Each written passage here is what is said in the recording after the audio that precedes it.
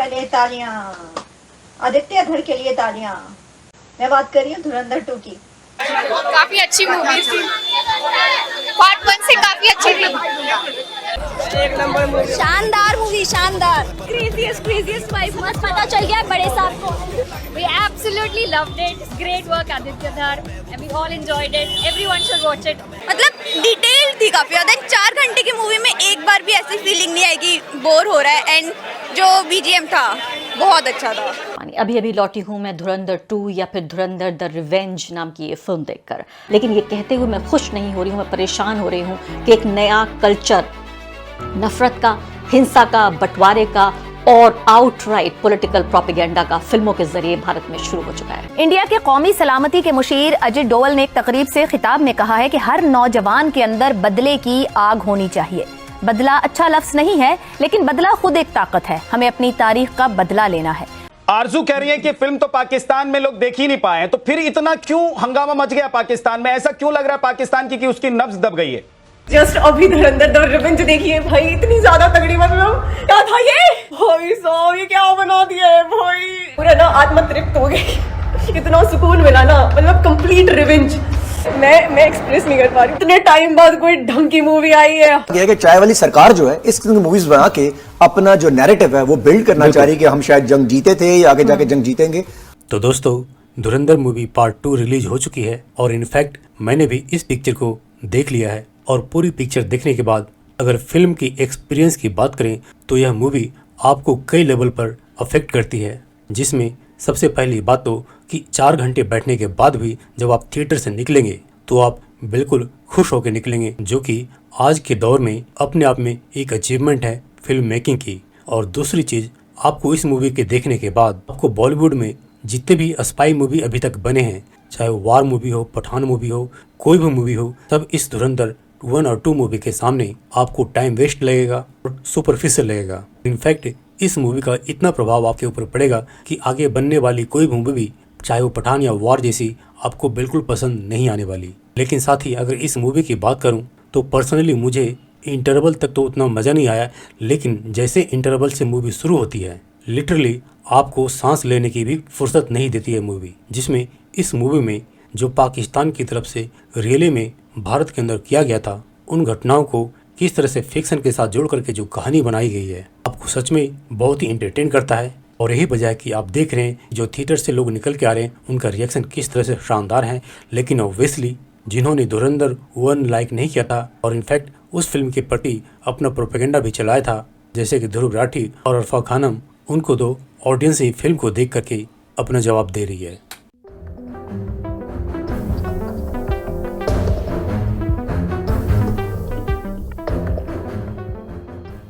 अभी लौटी हूँ मैं धुरंधर 2 या फिर धुरंधर द रिवेंज नाम की ये फिल्म देखकर। जी हाँ, इस फिल्म में जो पार्ट 2 है, सीधे तौर पर बिना अपॉलॉजी के अनअपोलोजेटिक प्रोपेगेंडा है नरेंद्र मोदी के लिए, आरएसएस के लिए, पूरे भगवा परिवार के लिए। बल्कि मैं यहाँ तक कहना चाहूँगी कि ये वोट मांगने का नया तरीका है मोदी जी के लिए।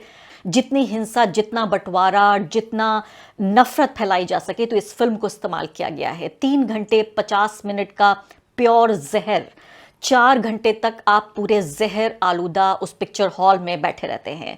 ये शो देखा और आप यकीन जानिए कि कितनी नफरत से भरा हुआ एक नई जनता तैयार करने की कोशिश हो रही है इन फिल्मों के जरिए। न सिर्फ कि ये मुसलमानों से नफरत करने का एक नया तरीका है, समाज में जहर भरने का एक नया तरीका है, ये भाजपा और मोदी जी के लिए वोट मांगने का नया तरीका है, बल्कि पूरे तरीके से एक नई जनता तैयार करने की कोशिश हो रही है। नया नेता नहीं, नेता पुराना ही रहेगा, जनता नहीं होगी, जनता नहीं होगी। तो आप ये सोचिए कि जो भी लोग परेशान हैं बेरोजगारी से, महंगाई से, जो सामाजिक जो अशांति फैल रही है हर तरफ, जिस भी तरह की असुरक्षा आपके मन में है, किसी भी बात को लेकर, अपना कारोबार नहीं चल रहा है, आपको नौकरी नहीं मिल रही है, आपका बच्चा नहीं पढ़ रहा है, आपकी सेहत ठीक नहीं है, आप जाके धुरंधर 2 देख कर आ जाइए। आपका सारा गुस्सा फिल्म के आखिर तक निकल जाएगा और आप जिंदगी से पूरी तरीके से संतुष्ट हो जाएंगे। ना आप ये सोचेंगे कि मुझे अपने परिवार में कोई तब्दीली लानी है, मुझे अपने अंदर कोई तब्दीली लानी है, या मुझे अपनी सरकार के अंदर कोई तब्दीली चाहिए, क्योंकि सारा गुस्सा ये फिल्म हिंसा के जरिए निकाल रही है।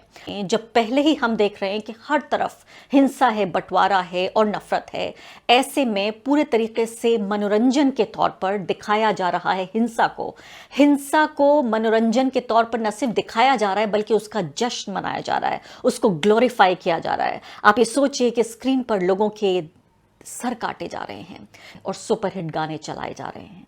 ये नया कल्चर पैदा किया जा रहा है। आप यकीन जानिए, मैं परेशान हूँ, हैरान हूँ अपने लिए, अपने आने वाली नस्लों के लिए, आपके लिए। और शर्म आनी चाहिए इस तरह के डायरेक्टर और प्रोड्यूसर्स को जो आदित्य धार हैं, क्या बेच रहे हैं सिर्फ कुछ फायदे के लिए, सिर्फ पॉलिटिकल पार्टी के नज़दीक आने के लिए। इसमें जो खतरनाक चीज़ें मैं आपको बताऊंगी, अतीक अहमद, मुख्तार अंसारी, उन दोनों जैसे कैरेक्टर्स गढ़े गए हैं और आप जानते हैं कि ये दोनों लोग मेंबर ऑफ पार्लियामेंट रह चुके हैं। या इस फिल्म में बाकायदा जायज़ तरीके से दिखाया गया है कि ये लोग पाकिस्तान सपोर्टेड हैं, सीधे ISI और मिलिट्री से इनके संबंध हैं, किस तरह से ये ड्रग्स, इसके अलावा हथियार और तमाम जो नकली नोट हैं, ये सब ये फैलाते हैं, पैदा करते हैं, बनाते हैं और इनका काम है उत्तर प्रदेश की राजनीति को डिस्टर्ब करना। कि जिन चीज़ों को स्क्रीन पर जिस तरह के, मैं कहूँगी जिस प्रभाव के साथ दिखाने की कोशिश हो रही है, उसका मकसद बिल्कुल अलग है।